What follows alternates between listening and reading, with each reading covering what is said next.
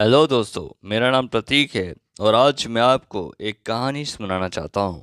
इस कहानी का नाम है गुप्त जंगल का रहस्य।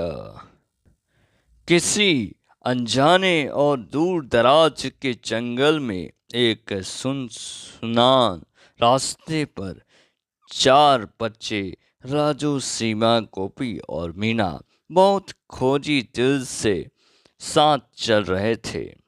उनकी उत्सुकता उन्हें जंगल के भीतर एक अनजानी जगह की ओर ले गई और जिससे गुप्त जंगल कहा जाता है। इस जंगल के बारे में गांव के बुजुर्ग भी बस कहानियां ही सुनाते रहते थे।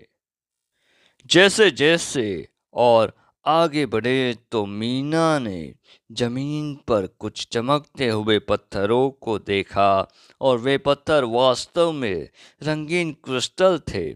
तो राजू ने एक पत्थर उठाया और उसे ध्यान से देखा। तभी जरा सी ढिलाई और वो क्रिस्टल चमकते हुए एक प्राचीन द्वार की ओर इशारा करने लगे और बच्चों की जिज्ञासा का कोई भी ठिकाना नहीं रहा और वे उस द्वार की ओर बढ़ने लगे। द्वार पर पहुंचकर उन्होंने देखा कि वह बंद था और उस पर कुछ पहेलियां लिखी हुई थी। गोपू, जो रहस्यों का मास्टर था, ने तो चुटकियों में उन्हें पहेलियों का हल कर दिया। जैसे ही उन्होंने सही जवाब बोला तो द्वार धीरे धीरे खुलने लगा।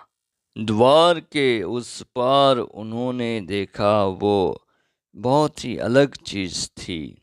एक खूबसूरत सुनहरा वाटिका जिसमें चिड़ियों का चहचहाना, फूलों की महक और निर्मल हवा थी। राजू और सीमा उस वाटिका में खेलने लगे और जबकि गोपू और मीना ने उस जगह की ओर खोज शुरू कर दी। जो वे जल्दी ही वाटिका के बीचों बीच एक सुनहरा मंदिर पाते हैं और जिसमें एक सुनहरी मूर्ति थी। जो मूर्ति जीवंत नजरिए से देखते हुए और आशीर्वाद देते हुए मालूम होती थी। तभी एक गहरी आवाज उनके पीछे से आई। तुम चारों ने इस जंगल का रहस्य सुलझा लिया है। ये शब्द उसी गांव के बुजुर्ग के थे जिन्होंने इस जंगल के रहस्य के बारे में बताया था और तुम्हें इसका इनाम मिलेगा। यह मंदिर हमेशा से यहाँ था, लेकिन केवल वह इसे देख सकता है जो दिल से निर्दोष और सच्चा है। बच्चे खुश हुए और आश्चर्य से झूम उठे और बुजुर्ग ने आगे कहा, इस गुप्त जंगल का खजाना तुम्हारा है, पर इसके साथ एक शर्त भी है कि तुम्हें इस जंगल और इसके रहस्यों की रक्षा करनी होगी। चारों बच्चों ने हामी भरी और खुशी खुशी अपने घर वापस चले गए और जहां उन्होंने अपनी अद्भुत यात्रा और नवीन मिशन के बारे में सबको बताया।